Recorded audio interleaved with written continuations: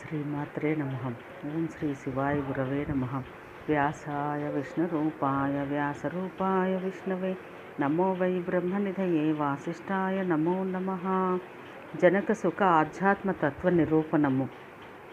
సనందన మహర్షి అంతట జనక మహారాజు మంత్రులచే సమస్త అంతఃపుర జనం చేకూడి పురోహితుని ముందుంచుకుని శిరస్సుతో అర్ఘ్యం తీసుకుని గురుపుత్రుని చేరను.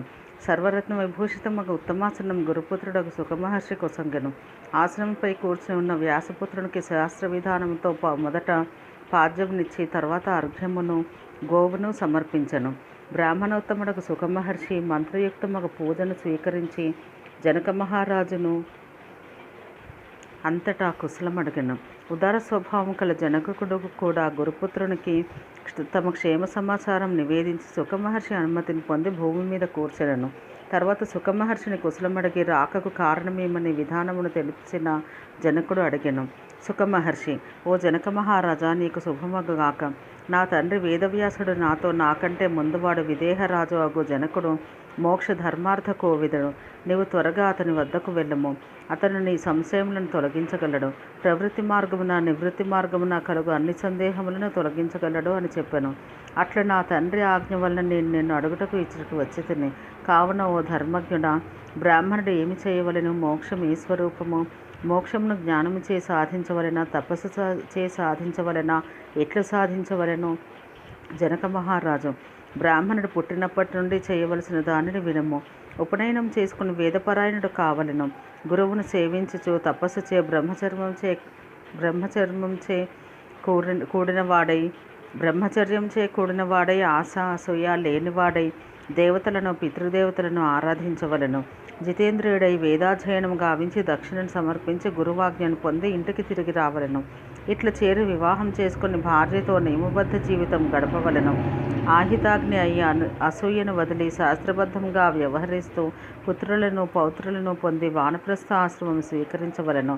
ఆ అగ్నిచే న్యాయానుసారంగా పూజను సలుపుచు అతిథి ప్రియుడై అన్ని అగ్నులను ఆత్మలో ఆవేశింపచేసుకుని ధర్మములను తెలిసిన వాడై ద్వంద్వములను వీడి వైరాగ్యమును అలవరుచుకొని బ్రహ్మాశ్రమును వసించవలెను. సుఖమహర్షి: హృదయమున శాశ్వతమైన జ్ఞానము కలిగి విజ్ఞానం ప్రత్యక్షము కాగా అని చెప్పినచో గురువాశ్రమమును నివసించక జ్ఞానమును పొందలేరు కదా. ఆశ్రమమును తప్పక ఉండవలేనా, అవసరం లేదా? ఈ విషయం మీరు చెప్పవలెను. జనక మహారాజు: జ్ఞాన విజ్ఞానములు లేనిచో మోక్షం లభించదు. అట్లే గురు సంబంధం లేనిచో జ్ఞానం లభించదు. ఆచార్యుడు తరింపచేయువాడు జ్ఞానము పడవ. జ్ఞానం పొంది కృతకృత్యుడై తరింపచేయువాడిని పడవను విడిచిపెట్టవలెను. లోక సంగ్రహం కొరకు, కర్మ సంగ్రహం కొరకు శుభాశుభ కర్మలను ఆచరించిన తర్వాత మోక్షం లభించను. సంసారము నా బహుజన్మలలో కలిగిన కరణములు చే చరింపవలెను. పరిశుద్ధాత్ముడు ప్రథమాశ్రమముననే మోక్షమును అందగలడు. అట్లా మోక్షమును పొంది ముక్తుడై జ్ఞాని అయి పండితుడైన వానికి పరమము యందు అభిలాష కలువానికి మిగిలిన మూడాశ్రమము చే పని ఏమి? ఎల్లప్పుడూ రాజస తామస దోషములను విడవవలెను. సాత్విక మార్గమును నిలిచి ఆత్మచే ఆత్మను చూడవలెను. అన్ని ప్రాణులలో ఆత్మను, అన్ని ప్రాణులను ఆత్మలో చూచుచూ సంబంధం పెట్టుకొనరాదు. దృష్టాంతం: జలచరమునకు జలమంటదు కదా. ఆకాశమున వాయువుపైన పక్షి వలె ఉన్నచో ఈ లోకమున అనంత్యమును పొందగలడు. శీతోష్ణాది ద్వంద్వములను దాటి సంసారబంధ నిర్ముక్తుడై శుభసంగతుడై దేహమును విడుచును. ఈ విషయమున యయాతి మహారాజు పూర్వం కొన్ని గాథలను చెప్పి ఉండెను. వాటిని వినుము. మోక్ష శాస్త్రార్థ విశారదులకు బ్రాహ్మణులు ఆ గాథలను ఎప్పుడూ హృదయమును ధరించుచెందరు. ఆత్మలోనే జ్యోతి ఉండను, మరి ఒక చోట ఉండదు. రత్నము అచ్చటనే ఉండను. ఆత్మయే రత్నము. సావధాన మనస్కుడు స్వయంగా ఆత్మదర్శనం చేయగలడు. ఎవనికి పరము భయపడదో, పరము వలన ఎవడు భయపడడో, ఎవడు కోరడో ద్వేషించడో వాడు బ్రహ్మ అగును. అన్ని భూతముల యందు పాపభావమును చేయనివాడు పూర్వులు ఆచరించిన 4 ఆశ్రమములను ఆచరించువాడు. ఈ క్రమంతో పుణ్యకర్మలను చేయవాడు త్రికరణ శుద్ధి కలవాడు బ్రహ్మాగును. మోహమును కలిగించి ఈర్ష్యను విడిచి తపస్సు చే ఆత్మను సంయోజింపచేసి కామలోభములను విడిచిన వాడు బ్రహ్మత్వమును పొందును. శ్రవ్య విషయం నా దృశ్య విషయం నా సర్వభూతముల యందు అవ్యయని చూచుచూ సమబుద్ధి కలవాడై ద్వంద్వభావమును అతిక్రమించిన వాడు బ్రహ్మాగును. స్తుతి నిందలను సమముగా చూడగలిగిన వాడు బంగారమును, ఇనుమును, సుఖ దుఃఖములను, శీతోష్ణములను, అర్ధ అనర్థములను, ప్రియాప్రియములను, జన్మ మృత్యువులను సమములుగా చూడగలిగిన వాడు బ్రహ్మ కాగలడు. జ్ఞాని అగవాడు తాబేలు తన అవయవములను బయటకు చాచి మరల లోనికి ముడుచుకున్నట్ల మనసుచే ఇంద్రియములను ఉపసంహరింప చేసుకొనవలెను. చీకటి అలముకొన్న ఇంటిని దీపం ప్రకాశింపచేయనట్ల బుద్ధి దీపంచే ఆత్మను చూడగలము. ఓ బుద్ధిమంతుడా, ఇది అంతయు నీలో కనబడుచున్నది. ఇంకా నువ్వు తెలియవలసిన ఇతర విషయములను కూడా నీవు తెలిసియే ఉన్నావు. ఓ బ్రహ్మర్షి, నీవు విషయములను త్యజించదువని నాకు తెలిసినది. గురువుగారి అనుగ్రహం వలన నీ శుశ్రూష వలన నీకు అంతయు తెలిసినది. నాకు కూడా గురువుగారి అనుగ్రహం వలనే జ్ఞానం ప్రకాశించుచున్నది. ఆ దివ్య జ్ఞానముచే నీవు తెలియబడితివి. నీకు అధిక జ్ఞానము అధికంగా గ్రహణ శక్తి కలదు. నీ ఐశ్వర్యం కూడా అధికమే, కానీ దాన్ని నీవు తెలియటలేదు. బాల్యం వల్లనో, సంశయం వల్లనో, భయం వల్లనో, వ్యామోహం వల్లనో జ్ఞానం కలిగిననో దానిని తెలియజాలరు. పరిశుద్ధమైన వ్యవసాయం చే నాలాంటి వారిచే సంశయమును తొలగించుకొని హృదయ గ్రంథులను విడిచి ఆ ఆర్తిని పొందగలరు. నీవు కూడా జ్ఞానము కలవాడు, స్థిరబుద్ధివి, విషయలోలుడవు కావు. కావున వ్యవసాయం లేనిదే బ్రహ్మపదం లభించదు. నీకు సుఖదుఖములందు విశేష బుద్ధి లేదు.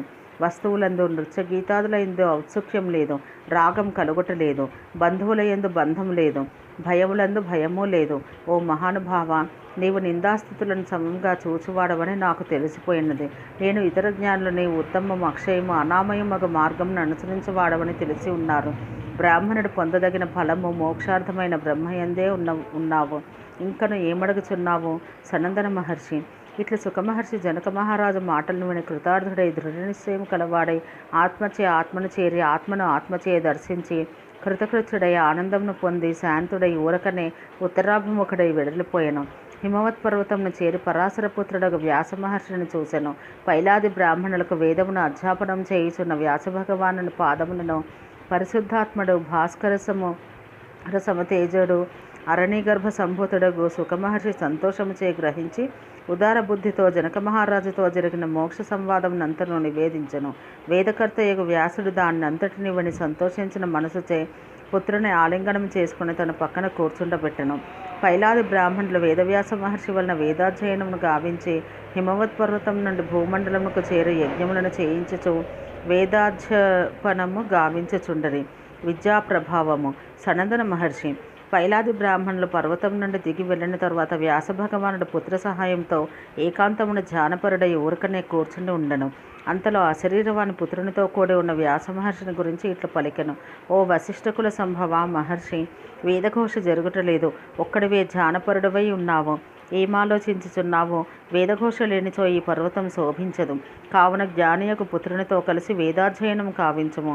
అట్లు అశరీరవాని మాటలను విన్న వ్యాస మహర్షి పుత్రునితో కలిసి వేదాభ్యాసము గావింపసాగను. ఇట్లు వారిద్దరూ వేదాభ్యాసమును చేయుచుండగా చాలా కాలం గడిచెను. అంత సముద్ర వాయువుతో ప్రేరేపించబడిన వాయువు అతిమాత్రముగా వీచెను. అప్పుడు వ్యాసుడు ఇది అనధ్యయన కాలమని సుఖమహర్షిని వారించెను. అట్లు వారించబడిన సుఖమహర్షి కౌతూహలంతో ఈ వాయువు ఇట్లా ఎలవీచునని తండ్రిని అడిగాను. ఈ వాయు చేష్టనంతటిని నాకు తెలుపుమని ప్రార్థించెను. ఇట్లు సుఖమహర్షి మాటలను విన్న వ్యాసమహర్షి మిక్కిలి ఆశ్చర్యం పొందిన వాడై అనధ్యాయం కావున ఇట్లు పలికెను. నీకు దివ్య జ్ఞానం కలిగినది. నీ మనసు స్వస్థముగా నిశ్చలముగా ఉన్నది. తమోరజ గుణముల నుండి విడివడి సత్యమార్గమున నీ మనసు ఉన్నది. ఆ మనసులో బుద్ధిచే వేదములను తెలుసుకొని ధ్యానించము. వాయువు దేవయానము, పితృయానమని రెండు విధములు. ఈ రెంటిలో పితృయానం తామసము. ఈ రెండు భూమి ఆకాశములలో సంచరించుచుండును. దీనివల్లనే పృథివీ అంతరిక్షములలో వాయువు తిరుగుచుండును. ఈ వాయు మార్గములు 7 ఉండును. వాటిని తెలుసుకొనము. ఈ వాయువు నుండి ఏ దేవగణములు సాధ్యులు మహాబాలశాలుగా పుట్టిరి. వారికి సమానుడుగా పేరుగల వాయువు పుట్టెను. ఈ సమాన వాయువు జయింపసఖ్యము కానిది. సమానునికి పుత్రుడుగా ఉదాన వాయువు, ఉదానునికి వ్యానుడు అని పుత్రుడు కలిగిరి. వ్యానవాయువు నుండి అపానుడు, అపానుడి నుండి ప్రాణవాయువు కలిగెను. ఈ ప్రాణవాయువు శత్రుమర్దనం చేయగలది, ఇతరులచే అనసలేనిది మరియు సంతానం లేనిదిగా ఉండెను. ఇప్పుడు ఆ వాయువుల కర్మలను విడివిడిగా చెప్పెదను. వాయువు ప్రాణులలో అన్ని చేష్టలను కలిగించును, అందరినీ ప్రీతులను చేయును. కావున ప్రాణమును పేరు కలిగినది. ధూమం వలన పుట్టు, ఉష్మ వలన పుట్టు, మేఘ సంఘాతములను వాయువే ప్రేరేపించును. మొదటి మార్గమున మొదటి వాయువు పేరు ప్రవాహము. ఈ వాయువు ఆకాశమున స్నేహమాత్రల నుండి, మెరుపుల నుండి ఉత్తమ కాంతి కలిగి ఉండును. రెండవ వాయువు ఆవహము అనున్నది అంతటా ధ్వనించుచు సంచరించుచుండును. ఈ వాయువే చంద్రుడు మొదలగు నక్షత్రములను ఉదయింపచేయును. బుద్ధిమంతులు ప్రాణుల దేహములలో ఉండు దానిని ఉదానము అని అందరు. 4 సముద్రముల జలమును ఈ వాయువు ధరించును. వనమున ఉన్న వాయువు సముద్రముల నుండి జలమును తీసుకుని మేఘములకు ఇచ్చును. మేఘములను నీటితో కూర్చి పర్జన్యునికి ఇచ్చును. ఇక 3వ వాయువు ఉద్వహము అన్నది సదాగతి, చాలా పెద్దది. ఈ వాయువు చే కొనిపోవబడు మేఘములు వర్షించుటకు ఆరంభించును. ఈ వాయువే దేవ విమానములను ఆకాశమును ధరించును. 4వ వాయువు సంవహము. ఈ వాయువు పర్వతములను మర్దించును. ఈ వాయువేగం చే ప్రాణులు రోగములు కలవారవుదురు. ఈ వాయువు చే చెట్ల నుండి రసం ఏర్పడను. 5వ వాయువు మహావేగం కలది, వివహము అను పేరు కలది. ఈ వాయువు నందు దివ్య జలమును ప్రవహించుచుండును. ఈ వాయువు వల్లనే ఆకాశ గంగాజలం నిలిచి ఉండను. ఈ వాయువునందు సూర్యుడు ప్రతిహతుడై ఏకరశ్మి కలవాడగును. 1000 కిరణములు గల సూర్యుడు భూమి మీద చేరుటకు ఈ వాయువు చేతనే. ఈ వాయువు వల్లనే అమృతనిధియగు చంద్రుడు తడపబడను. 6వ వాయువు పరివహమనది. ఇది ప్రాణులకు చాలా శ్రేష్టమైనది. ప్రాణధారులందరి ప్రాణములను అంచకాలమున ఈ వాయువై తొలగించును. మృత్యువు యముడు ఇద్దరు ఈ వాయుధర్మముని అనువర్తించుచుందురు. చక్కగా చూడగలిగిన ఆధ్యాత్మ నిత్యమగు బుద్ధిచే చేయబడు ధ్యానాభ్యాసాభిరామములకు అమృతత్వమును కల్పించినది ఈ వాయువే. ఈ వాయువు వేగంచే దక్ష ప్రజాపతి పుత్రులు 10,000 మంది దిగంతములకు చేరిరి. ఈ వాయువుచే పరాభూతమగు జలము వృష్టిచే మరొక దిశకు మరలును. 7వ వాయువు పరివాహమనది ఉత్తమమగు వాయువు. దీన్నెవరు అతిక్రమించజాలరు. ఇట్లు 7 వాయువులు దితిపుత్రులు, అత్యాశ్చర్యకరులు, ఆద్యంతములు లేనివారు, ప్రతి దాని లోపల ఉండువారు, అంతటా వెళ్ళగలరు, అంతటా సంచరించేవారు. ఇది చాలా ఆశ్చర్యమును కలిగించే విషయము. ఈ హిమవత్ పర్వతం ఈ వాయువుచే కంపించబడింది. ఈ వాయువు విష్ణువు యొక్క నిశ్వాసంతో వెలువడి వేగం కలది అగును. అప్పుడు ఒకేసారి బయలువెడను. దానిచే జగత్తు శోభించును. కావున అతివాయువు వీచినప్పుడు వేదజ్ఞులు వేదాధ్యయనము కావించరు. వాయువు వలన కలుగు వాయు భయమును చెప్పితిని. ఈ భయం చే వేదం పీడించుచుండెను. ఇట్లా పరాశరసుతుడకు వ్యాసుడు ఇంతమాత్రం చెప్పి పుత్రుని అధ్యయనం చేయమని ఆకాశ గంగకు వెళ్ళెను. అట్లు వ్యాస మహర్షి స్నానం చేయుటకు వెళ్ళగా బ్రహ్మవిధులలో శ్రేష్ఠుడు సుఖమహర్షి వేదాంగ పారగుడు కావున స్వాధ్యాయనం చేసెను. అట్లు స్వాధ్యాయనము అధ్యయనం చేయుచున్న వ్యాసపుత్రుడకు సుకుని ఏకాంతమున మహానుభావుడకు సనత్కుమారుడు సమీపించెను. వ్యాసపుత్రుడకు సుఖమహర్షి లేచి సత్కరించగా వేదజ్ఞులలో శ్రేష్ఠుడకు సనత్కుమారుడు, ఓ వ్యాసపుత్ర, మహా తేజస్శాలి, ఏమి చేయుచున్నావు అని అడిగను. సుఖమహర్షి, ఓ బ్రహ్మపుత్ర, ఇప్పుడు నేను స్వాధ్యాయమును ప్రవర్తించుచుంటిని. నా సుకృత విశేషమును మీ దర్శనం పొందగలిగితిని. మోక్షార్థ సాధనముకు తత్వమును మిమ్మల్ని అడగగోరుచున్నాను. నాకు మోక్షార్థ జ్ఞానం కలుగునట్టు నాకు తత్వం తెలియజేయము. సనత్కుమార మహర్షి, విద్యతో సమానమగు నేత్రం మరొకటి లేదు. విద్యాసమమగు తపస్సు వేరొకటి లేదు. రాగసమమగు దుఃఖము, త్యాగసమమగు సుఖము మరొకటి లేదు.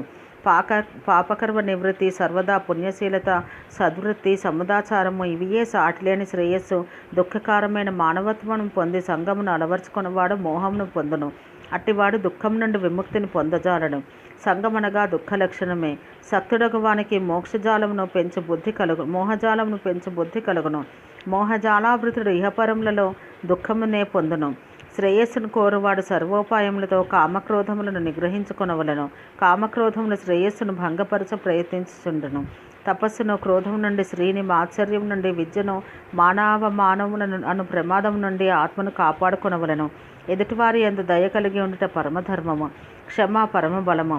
ఆత్మజ్ఞానమే ఉత్తమ జ్ఞానము. సత్యమే పరమహితము.